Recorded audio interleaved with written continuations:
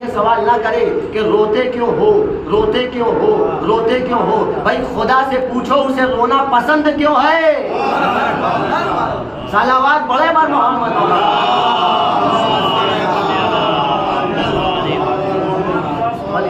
خلیلا ولیکو کثیرا، کم سے کم ہنسو اور زیادہ سے زیادہ گریا کرو، گریا کرو، زیادہ سے زیادہ گریے کی تاکید ہے. اور کائنات میں کبھی کسی کے ہنسنے کی وجہ نہیں پوچھی جاتی ہے.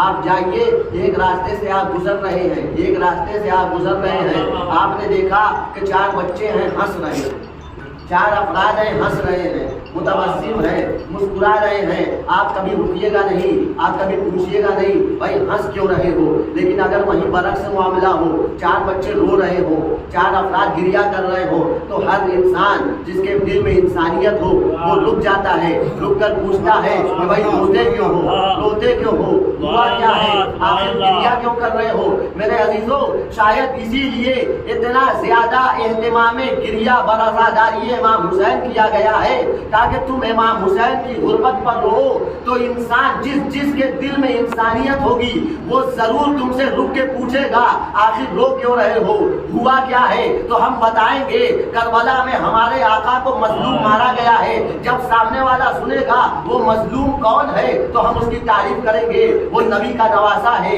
وہ علی کا دل بند ہے، فاطمہ کا لخت جگر ہے. جب یہ سب سن لے گا تو پوچھے گا قتل کس نے کیا ہے، ظلم کس نے کیا ہے. میرے عزیزو، جب سامنے والا یوں پوچھے گا تم رو کیوں رہے ہو، شاید اس لیے یہ اہتمام کیا گیا ہے کہ اس رونے کی وجہ سے ظالم کی بھی شناخت ہو جائے گی، مظلوم کی معرفت بھی ہو جائے گی.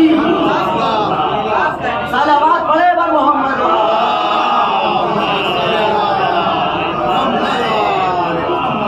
یعنی یہ بہترین ذریعہ ہے معارف اہل بیت کو لوگوں تک پہنچانے کا، اہل بیت کی معرفت کرانے کا یہ بہترین ذریعہ ہے. اور اسی لیے ہمارے اور آپ کے 5ویں امام حضرت امام محمد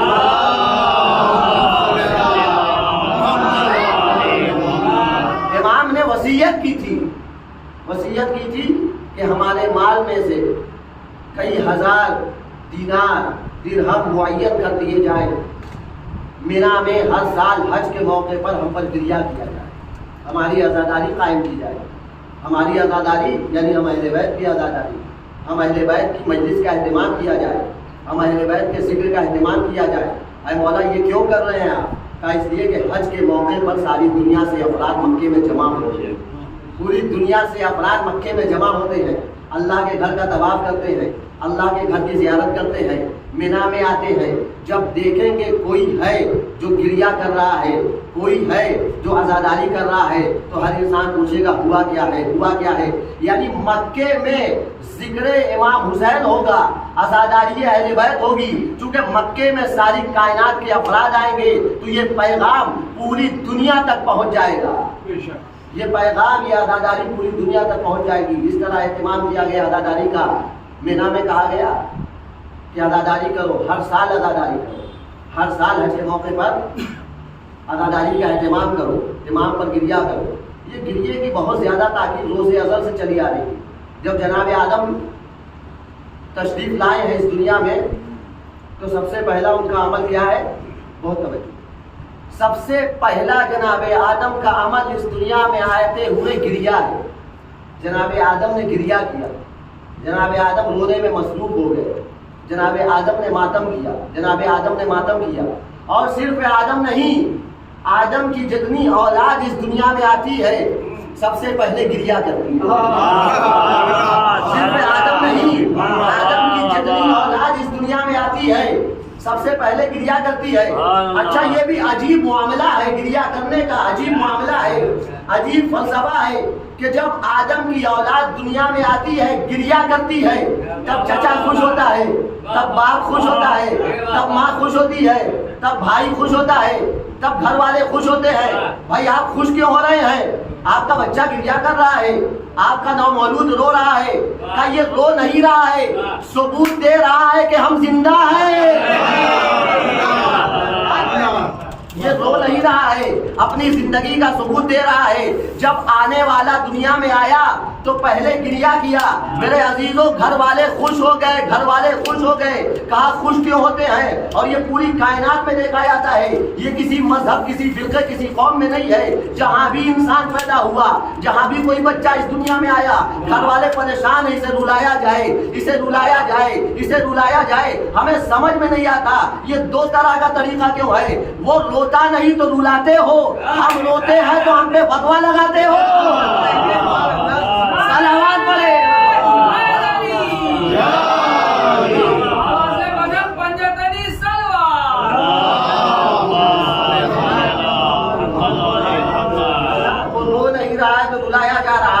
اور کوئی رو رہا ہے تو اس پہ پابندی لگائی جا رہی ہے، اسے منع کیا جا رہا ہے۔ یعنی جب دنیا میں انسان آتا ہے تو سب سے پہلا اس کا عمل جو ہوتا ہے وہ گریہ ہے، سب سے پہلا عمل گریہ، اور گریے کی وجہ سے پورے گھر والے کو خوش کر دیتا ہے۔ باپ خوش ہو جاتا ہے، ماں خوش ہو جاتی ہے، چچا خوش ہو جاتا ہے، پھوپھیاں خوش ہو جاتی ہیں، بھائی خوش ہو جاتا ہے، بہن خوش ہو جاتی ہے، ماموں خوش ہو جاتا ہے، خالہ خوش ہو جاتی ہے، تمام رشتہ دار خوش ہو جاتے ہیں۔ بھائی وہ تو گریہ کر رہا ہے، یہ خوش کیوں ہو رہے ہو؟ کہا زندگی کا ثبوت دے رہا ہے، زندگی کا ثبوت دے رہا ہے۔ میرے عزیزوں جملہ کہنے دیجئے، جو آنے والا دنیا میں آیا ہے وہ اپنی زندگی کا ثبوت رو کے دیتا ہے، اور ہم بھی ہر سال فرش عزائے حسین پر آ کے بتاتے ہیں پوری دنیا مردہ ہے، ہم مردہ دنیا میں صرف ہم ہیں جو زندہ ہے، عزاداری کر کے بتاتے ہیں۔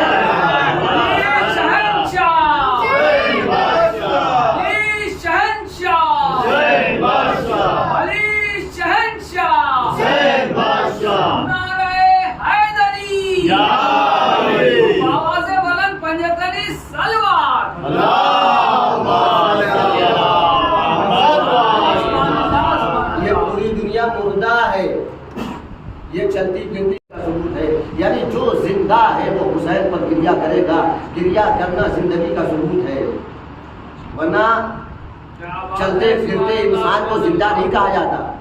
اگر ہر چلتا پھرتا انسان زندہ ہوتا تو کبھی پیغمبر سے قرآن یہ نہیں کہتا ما انت بمسمع من فی القبور، اے پیغمبر جو قبروں میں ہے آپ انہیں سنا نہیں سکتے۔ یا رسول اللہ، اے قرآن یہ بتا، یہ تو پیغمبر کے صحابی ہیں، یہ تو پیغمبر کے ساتھ بیٹھنے والے ہیں، اور تو کہہ رہا ہے کہ تو جو قبروں میں ہے انہیں سنا نہیں سکتے۔ اے میرے پروردگار، عجب نہیں پروردگار کی آواز آئے ختم اللہ علی قلوبہم وعلی ابصارہم غشاوہ، اللہ نے ان کے دلوں پر مہر لگا دی ہے اور ان کی آنکھوں پر پردہ ڈال دیا ہے۔ یہ چل تو رہے ہیں لیکن زندہ نہیں ہے، یہ پھر رہے ہیں لیکن زندہ نہیں ہے، یہ دیکھ رہے ہیں لیکن زندہ نہیں ہے، یہ سن رہے ہیں لیکن زندہ نہیں ہے، یہ بول رہے ہیں لیکن زندہ نہیں ہے۔ اے میرے پروردگار یہ زندہ کیوں نہیں ہے؟ یہ تو بول بھی رہے ہیں۔ کیا قرآن کی آیت نہیں پڑھی وَلَقَدْ ذَرَأْنَا لِجَهَنَّمَ كَثِيرًا مِنَ الْجِنِّ وَالْإِنسِ لَهُمْ قُلُوبٌ لَا يَفْقَهُونَ بِهَا وَلَهُمْ أَعْيُنٌ لَا يُبْصِرُونَ بِهَا وَلَهُمْ آذَانٌ لَا يَسْمَعُونَ بِهَا وَلَهُمْ كَالْأَنْعَامِ بَلْ هُمْ أَضَلُّ۔ قرآن کہتا ہے کہ کتنے ایسے ہیں، کتنے ایسے انسان ہیں کہ ہم نے ان کے لیے جہنم کو آمادہ کر رکھا ہے۔ اے میرے پروردگار وہ جنات و انسان کیسے ہیں؟ کہ وہ جنات و انسان کی خصلت یہ ہے کہ ان کے پاس دل ہے لیکن سوچتے نہیں ہیں، آنکھیں ہیں لیکن دیکھتے نہیں ہیں، کان ہے لیکن سنتے نہیں ہیں، یہ جانور ہے بلکہ جانور سے بھی بدتر ہے۔ اب بتائیے کون سا ایسا انسان ہے جس کے پاس آنکھیں ہو لیکن دیکھتا نہ ہو، کان ہو لیکن سنتا نہ ہو؟ بھائی آنکھ ہے تو ہر انسان دیکھ رہا ہے، کان ہے تو ہر انسان سن رہا ہے۔ اے میرے پروردگار تو کہہ رہا ہے کہ ان کے لیے، تو کہہ رہا ہے ان کے لیے جہنم تیار کر رکھی گئی ہے۔ عجب نہیں پروردگار کی آواز آئے یہ دیکھ تو رہے ہیں، سن تو رہے ہیں، لیکن وہ نہیں دیکھ رہے ہیں جو میں چاہتا ہوں، وہ نہیں سن رہے ہیں جو میں چاہتا ہوں۔ یہ دیکھ تو رہے ہیں لیکن وہ نہیں دیکھ رہے ہیں جو میں چاہتا ہوں، یہ سن تو رہے ہیں لیکن وہ نہیں سن رہے ہیں جو میں چاہتا ہوں۔ اب غدیر کا موقع سمجھ میں آیا، پیغمبر نے علی کو اٹھایا بھی کیوں، دکھایا بھی کیوں، سنایا بھی کیوں؟ شاید اسی قرآن کی آیت پر عمل ہو رہی تھی۔ علی کو دیکھ کے اپنی نگاہیں روشن کر لو اور سن لو من کنت مولا ہو وہذا علی مولا۔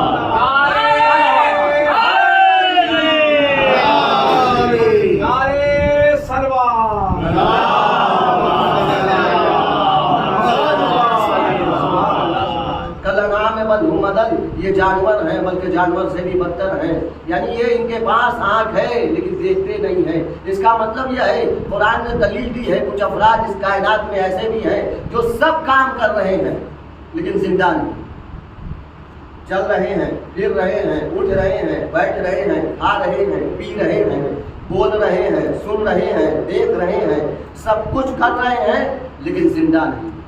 اور اسی کے برعکس وَلَا تَحْسَبَنَّ الَّذِينَ قُتِلُوا فِي سَبِيلِ اللَّهِ أَمْوَاتًا بَلْ أَحْيَاءٌ عِندَ رَبِّهِمْ يُرْزَقُونَ۔ یہ نہ چل رہے ہیں، یہ نہ دیکھ رہے ہیں، یہ نہ کھا رہے ہیں، یہ نہ پی رہے ہیں، ان کی لاش کے ٹکڑے ٹکڑے کر دیے گئے ہیں، سر تن سے جدا کر دیا گیا ہے۔ قرآن انہیں مردہ کہہ رہا تھا، جو دیکھ رہے ہیں، جو کھا رہے ہیں، جو پی رہے ہیں، لیکن انہیں زندہ کہہ رہا ہے۔ یعنی قرآن کی زندگی اور موت کا معیار وہ نہیں جو ہم اور آپ سمجھتے ہیں۔ کیا بات ہے، کیا بات ہے، سبحان اللہ، جواب بڑے بر محمد۔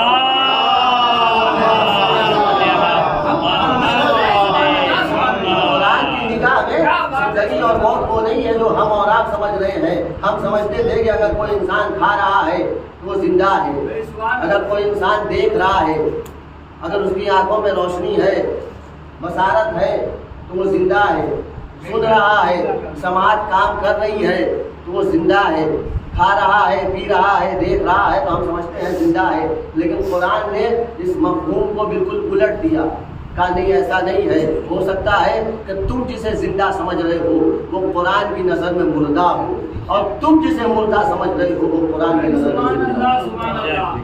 وَلَا تَقُولُوا لِمَنْ يُقْتَلُ فِي سَبِيلِ اللَّهِ أَمْوَاتٌ بَلْ أَحْيَاءٌ وَلَٰكِن لَّا تَشْعُرُونَ۔ پہلی آیت میں کیا کہا، جو بہت مشہور آیت ہے، سب کو حفظ ہے، وَلَا تَحْسَبَنَّ الَّذِينَ قُتِلُوا فِي سَبِيلِ اللَّهِ أَمْوَاتًا۔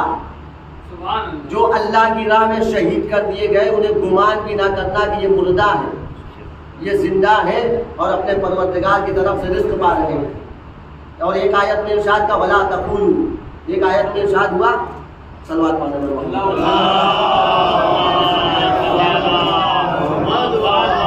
وَلَا تَقُولُوا لِمَنْ يُقْتَلُ فِي سَبِيلِ اللَّهِ أَمْوَاتٌ۔ ادھر کہا تھا گمان بھی نہ کرنا، سوچنا بھی نہیں، اور ادھر اس آیت میں کہہ رہا ہے وَلَا تَقُولُوا، تم کہنا بھی نہیں۔ کسے؟ لِمَنْ يُقْتَلُ فِي سَبِيلِ اللَّهِ أَمْوَاتٌ، جو اللہ کی راہ میں مارے گئے ہیں، جو اللہ کی راہ میں قتل کر دیے گئے ہیں، انہیں مردہ مت کہنا۔ اگر پروردگار کیوں نہ کہے کہ وہ زندہ ہے، بل احیاء، وہ زندہ ہے۔ پروردگار ہمیں سمجھ میں نہیں آ رہے ہیں کہ وہ زندہ ہے، ولیکن لا تشعرون، لیکن تمہارے پاس اتنا شعور نہیں ہے کہ تم سمجھ سکو۔ کیا کہنا، یعنی وہ زندہ ہے، قرآن کہہ رہا ہے ولیکن لا تشعرون، تمہارے پاس شعور نہیں ہے کہ تم سمجھ سکو میں خالق شعور ہوں، میں خالق حیات ہوں، میں خالق موت و حیات ہوں۔ الذی خلق الموت والحیات لیبلوکم ایکم احسن عملا۔ بھائی اگر کوئی اور کہتا ہو، توجہ، اگر کوئی اور آ کے کہتا کہ فلاں انسان زندہ ہے تو ہم نہیں مان سکتے تھے، اس لیے کہ تمہارا موت و حیات پہ قبضہ نہیں ہے، تم جانتے ہی نہیں موت و حیات ہے کیا۔ لیکن وہ بڑھ کے کہہ رہا ہے جس نے موت کو پیدا کیا ہے، حیات کو خلق کیا ہے، جب وہ کہہ رہا ہے تو ماننا پڑے گا۔ جسے ہم مردہ سمجھ رہے ہیں وہ زندہ ہے، لیکن ہم سمجھ نہیں پا رہے ہیں۔ ولیکن لا تشعرون، ہمارے پاس اتنا شعور نہیں ہے، ہمارے پاس اتنی بڑی عقل نہیں ہے، ہم اس فکر کے مقام پر فائز نہیں ہے کہ ہم اس زندگی کو سمجھ سکے جو قرآن ہمیں سمجھانا چاہا۔ بس قرآن نے کہا، ہم نے کہا ہے، قرآن پر عقیدہ ہے تو مان لو کہ جو اہل بیت کی راہ میں، اہل بیت کی رکاب میں اور خدا کی راہ میں قتل ہو گیا وہ زندہ ہے۔ ہمیں سمجھ میں نہیں آ سکتا۔ اس کا مطلب یہ ہے کہ زندگی اور موت کا جو کانسیپٹ ہمارے ذہن میں ہے وہ بالکل الگ ہے، لیکن قرآن کا الگ ہے۔ اور میں نے کہا کہ یہ ہمارا رونا زندگی کا ثبوت ہے، زندگی کا ثبوت ہے، اور یہ رونا جہاں زندگی کا ثبوت ہے وہیں رحمت بھی ہے، یہ رونا رحمت ہے۔ اور اگر اسی رحمت کو رحمت للعالمین کی زندگی سے پیش کر دیا جائے تو سونے پہ سودا ہوگا۔ رحمت للعالمین کی زندگی سے یہ رونا کیسے رحمت ہے؟ دیکھیے، اچھا صرف آج کے دور میں اعتراض نہیں کیا جاتا رونے پہ، پیغمبر کے دور میں بھی اعتراض کیا گیا اور پیغمبر نے جواب بھی دیا۔ پیغمبر کے بیٹے ہیں جناب ابراہیم، 1.5 سال کی عمر ہے، ایک زانو پر پیغمبر کے جناب ابراہیم بیٹھے ہوئے ہیں اور ایک زانو پر امام حسین علیہ السلام۔ جناب جبریل تشریف لائے، یا نبی اللہ ایک وقت میں آپ 2 بچوں کو پیار نہیں کر سکتے، آپ 2 بچوں سے محبت نہیں کر سکتے، اللہ کا حکم ہے کہ آپ ایک کو ایک پر قربان کر دیجیے۔ اللہ اکبر، ایک کو ایک پر قربان کر دیجیے۔ آپ بتائیے نوازا جتنا بھی محبوب ہو لیکن بیٹا بیٹا ہوتا ہے۔ نبی اللہ کتنا چاہتے ہیں امام حسین کو، کہا میں اپنے ابراہیم کو اپنے حسین پر قربان کر رہا ہوں، ابراہیم کو حسین پر قربان کر رہا ہوں۔ یعنی حسین پر قربان کرنے کا طریقہ رسول بتا رہے ہیں کہ اپنا سب کچھ حسین پر قربان کر دینا، یہ میری سنت ہے، میرے نبی کی سنت ہے۔ کیا کہنا سبحان اللہ، یہ میری سنت ہے، تم اگر نبی مانتے ہو تو یہ نبی کی سنت ہے، تمہارے نبی کی سنت ہے۔ قربان کر دیا، 1.5 سال کا بچہ ہے، جنازہ لیے جا رہے ہیں، رو رہے ہیں، جناب ابراہیم کے غم میں، اپنے بیٹے کے غم میں رحمت للعالمین رسول رو رہے ہیں۔ ام المومنین حضرت عائشہ نے اعتراض کیا، روایت میں ہے، اہل سنت کے یہاں بھی ہے اور ہمارے یہاں بھی ہے، یا رسول اللہ آپ رو کیوں رہے ہیں؟ آپ نے خود قربان کیا ہے، آپ رو کیوں رہے ہیں؟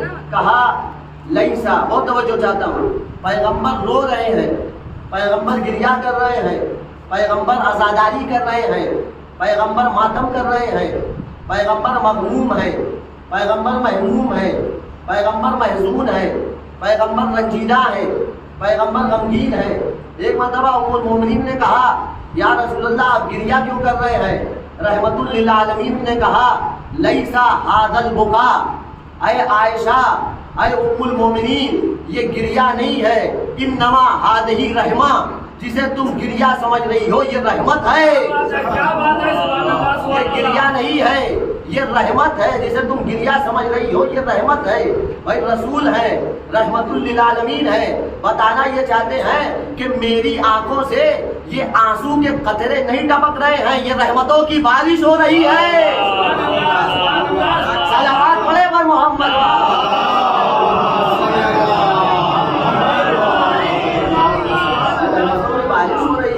تو ہماری جب پیغمبر کی آنکھوں سے آنسو ٹپکے جناب ابراہیم کے غم میں، جناب ابراہیم کے غم میں، جن کو خود رسول نے حسین پر قربان کیا ہے، جب ان کے غم میں رونا رحمت ہے تو فخر ابراہیم امام حسین کے غم میں رونا رحمت بھی ہے، برکت بھی ہے۔ امام حسین کے غم میں رونا باعث رحمت ہے، امام حسین کے غم میں رونا باعث برکت ہے، امام حسین کے غم میں رونا محبوب پروردگار ہے۔ اور تمام نبیوں کی سیرت میں ہے، ہمارے پیغمبر صرف جناب ابراہیم کے لیے نہیں روئے، اور دیگر مقامات میں بھی جناب رسول خدا صلی اللہ علیہ وسلم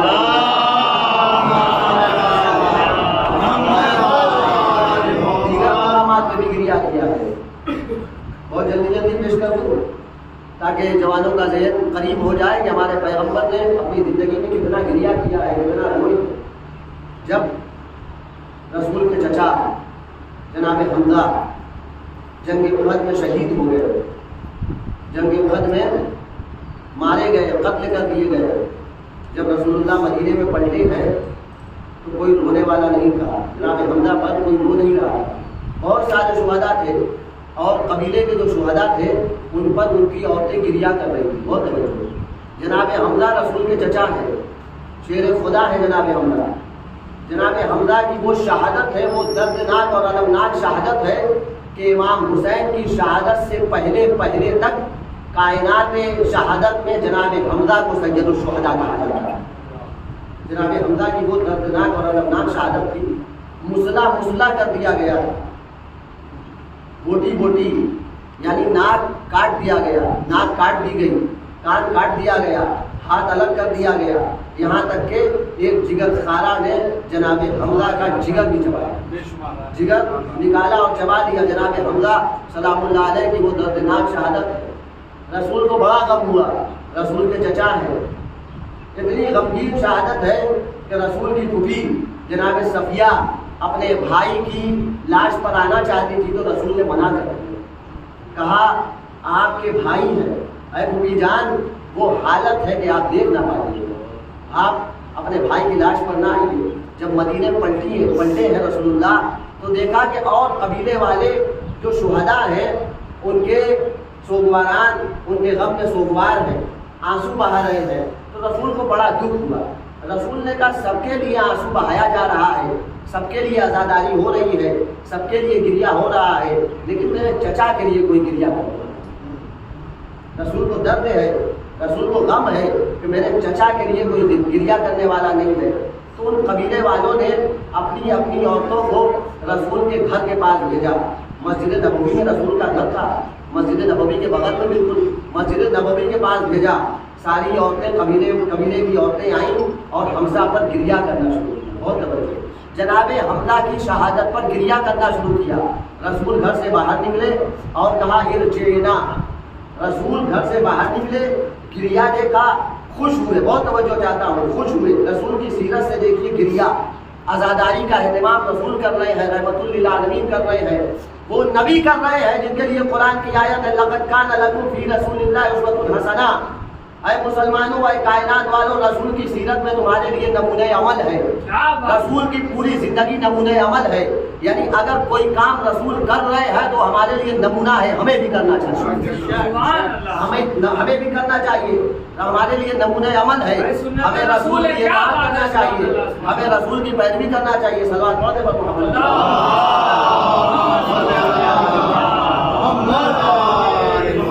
رسول کائنات اپنے گھر سے باہر آئے, رونے والیوں کو دیکھا اور کہا ارجعنا, تم سب اپنے گھر کو پلٹ جاؤ.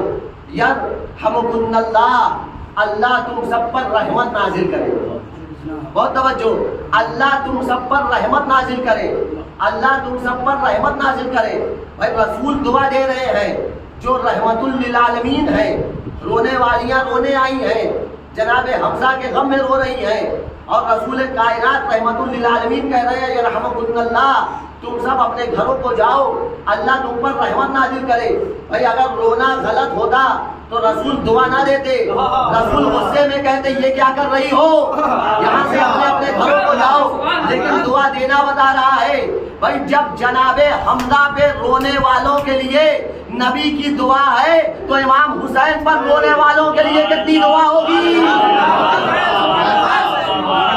صلوات پڑھنے پر محمد.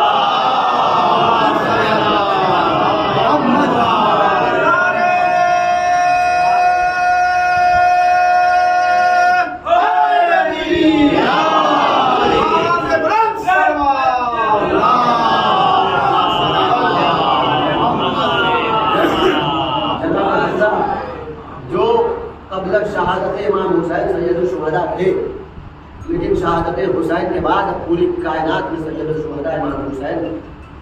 جب جناب حمزہ پر گریا کرنے کا, جو کہ امام بھی نہیں ہے, معصوم بھی نہیں ہے, حجت اللہ بھی نہیں ہے, جب ان پر گریا کرنے کا اتنا بڑا اجر ہے کہ رحمت للعالمین رحمت کی دعا دے رہا ہے, رحمت للعالمین رحمت کی دعا دے رہا ہے, تو پھر امام حسین پر گریا کرنے والوں کے لیے کتنی دعائیں رسول. ہم رسول کی دعا کے سائے میں آتے ہیں, یہ جو گریا کرتے ہیں, ہم رسول کی دعا پاتے ہیں جب گریا کرتے ہیں. اور یہی وجہ ہے کہ آپ دیکھیں یہ یقیناً رسول کی دعا ہے اور بطول کی دعا ہے. رسول کی دعا ہے اور جناب بطول کی دعا ہے کہ پوری کائنات میں اس گریے کو نہ جانے کیسے کیسے سمندر سے روکا گیا, لیکن سارے سمندر خشک ہو گئے. یہ گریا آج بھی جاری ہے, کل بھی جاری ہے. کتنے مظالم اٹھائے گئے, لیکن یہ گریا کل بھی ہو رہا تھا, آج بھی ہوتا ہے اور قیامت تک ہوتا رہے گا. اس لیے کہ اسے رسول کی دعا نہیں ہوتی. عزاداری عبادت ہے, کربلا والوں پہ رونا عبادت ہے. میرے عزیزوں, آج ان بچوں کا ماتم کرنا ہے, آج زیادہ گریا ہے. جوانوں, آج 5 مہینہ آپ روزانہ گریا کرتے ہیں, روزانہ رو رہے ہیں. لیکن میں جوانوں سے اور خصوصاً ان لوگوں سے جو صاحبان اولاد ہیں, ان سے کہوں گا کہ آج کھل کے گریا کریے, آج زیادہ روئیے گا. کیوں؟ اس لیے کہ آج ان بچوں پہ گریا کرنا ہے جن بچوں کی ماں روئی ہوئی, ان بچوں کا ماتم کرنا ہے جن پہ ان کی ماں نہیں روئی.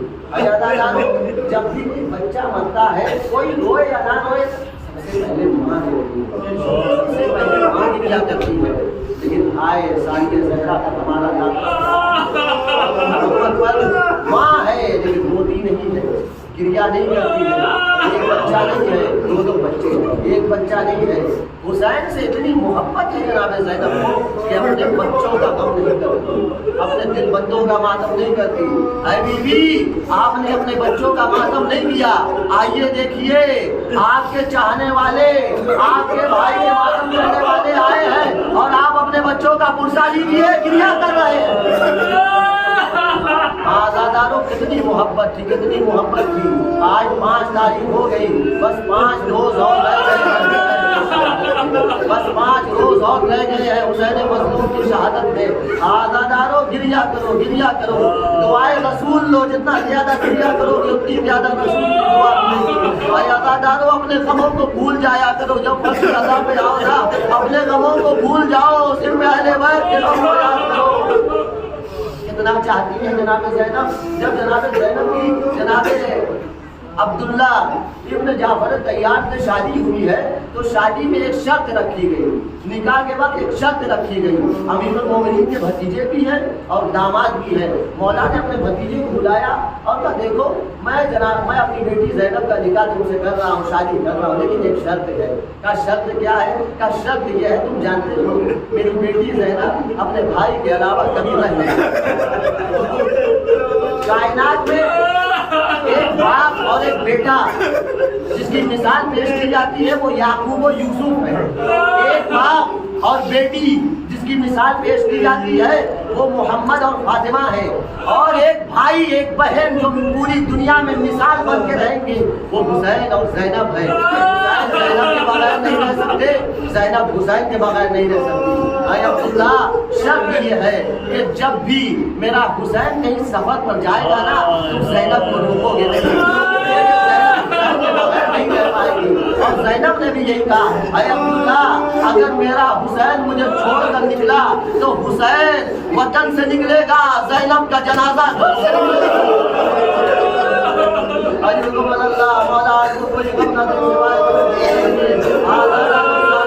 اپنے بھائی کو کتنا چاہتی ہے. یہ قافلہ چلنے لگا، مدینے سے چلنے لگا، عبداللہ کے پاس آئی. اے عبداللہ آپ کو شرط یاد ہے نا، میرا بھائی جا رہا ہے، میں جانا چاہتی ہوں. ہاں شہزادی آپ جائیے، آپ جائیے، آقا جا رہے ہیں، آپ ساتھ جائیے. میرے ان 2 چھوٹے چھوٹے بچوں کو بھی ساتھ لے جائیے، اور کو بھی ساتھ لے جائیے، محمد کو بھی ساتھ لے جائیے. اگر آقا حسین پر کبھی کوئی وقت پڑ جائے نا ایک بیٹے کو میری طرف سے قربان کر دیجیے گا، دوسرے بیٹے کو میری طرف سے قربان کر دیجیے گا. آزادارو کربلا میں روز عاشور آ گیا، کربلا میں روز عاشور آ گیا.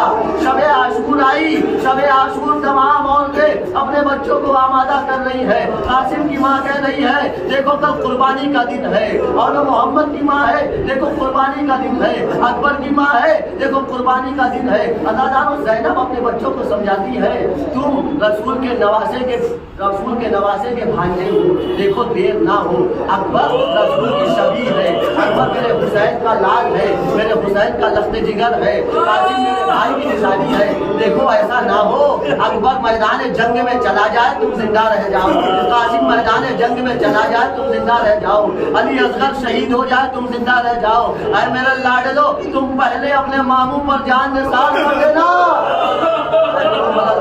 روز شہادت آ گیا. ادادارو ایک مرتبہ زینب نے دیکھا سب شہید ہو رہے ہیں لیکن میرے بچوں کا لاشا نہیں آ رہا ہے، سب شہید ہو رہے ہیں اور محمد ابھی خیمے میں دکھائی دے رہے ہیں. میں دودھ نہ بخشوں گی اے محمد اگر تم نے ماموں پہ خود کو قربان نہ کیا. اے اماں ہم کیا کریں، جب بھی ماموں کے پاس جاتے ہیں ماموں ہمیں اجازت نہیں دیتے. مولا کو کوئی غم نہ دے سوائے ہمیں ہم جب بھی ماموں کے پاس جاتے ہیں ماموں ہمیں اجازت نہیں دیتے. چلو چلو میں تمہیں ماموں کے پاس لے چلتی ہوں. آزاداروں شہزادی زینب نے اپنے دونوں چھوٹے چھوٹے بچوں کا ہاتھ پکڑا، امام حسین کی خدمت میں آئی. بھیا بھیا یہ چھوٹا سا دیا ہے قبول رونے لگے. کیا وقت آ گیا ہے میری بہن زینب اپنے چھوٹے چھوٹے بچوں کو مجھ پہ قربان کر. آپ کو کوئی غم نہ دے، انسان سا گریا کریں گے. محمد हमारा मातम करने वाले बैठे हैं, एक निगाह करम करती है सानिया ज़हरा। दादारो बिलासिर इजाजत मिल गई, छोटे छोटे बच्चे हैं, दोनों भाई एक साथ निकले, छोटे छोटे हैं, एक साथ निकले। एक भाई ने मैमना पर हमला किया, एक भाई ने मैसरा पर हमला किया। दादारो लेकिन दोनों छोटे छोटे हैं ना, कहाँ तक लड़ते, प्यासे भी है, भूखे भी है।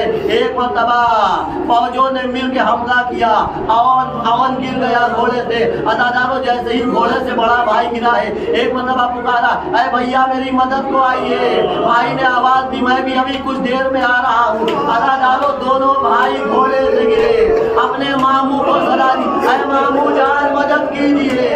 दादारो हुसैन अब्बास के साथ चले, दोनों भाई का लाशा उठाया, खैमे में लाए, मक्तल का दादारो क्रिया करेंगे। सानिया ज़हरा पे हमारा लाखों सलाम हो।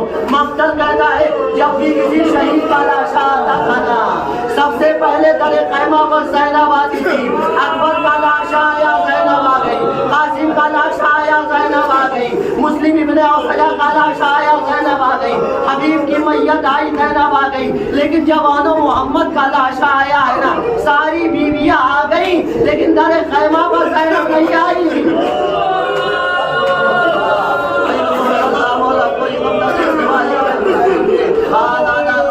लाशा दो छोटे छोटे लाशें हैं, खैमे में रखे गए, सारी बीवियां हैं, आनो मोहम्मद का मातम कर रही है। वहाँ आनो मोहम्मद आवा हुसैना की सदा बुलंद है।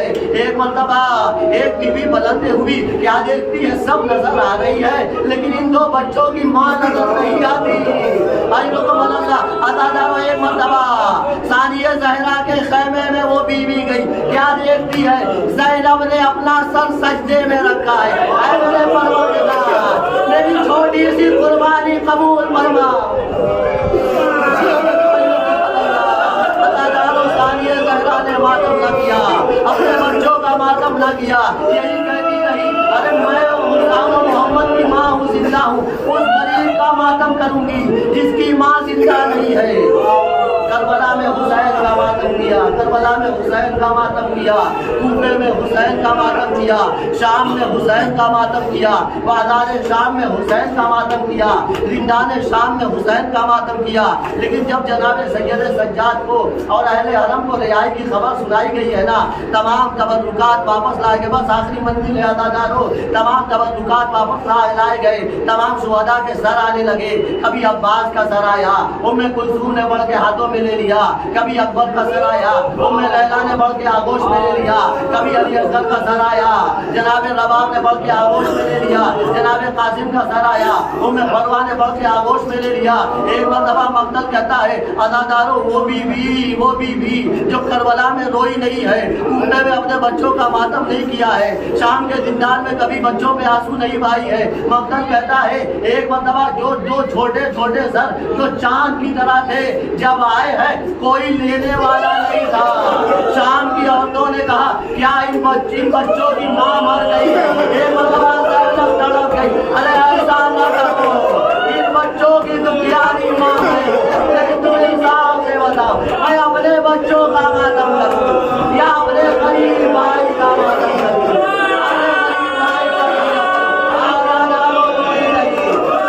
पलट के मदीने आई है, सज्जाद के पास अब्दुल्ला है और कहा अपनी बुकिंग से कहिए हमारे घर तशरीफ ले जाए। अदादारो अभी तक बच्चों का रोई नहीं है, बच्चों पर गिरिया नहीं किया है सानिया ज़हरा ने। एक मरतबा जब अपने घर में तशरीफ लाती है मदीने में लौट कर, दो छोटे छोटे मुसल्लों को, दो छोटे छोटे बिस्तर नजर आए।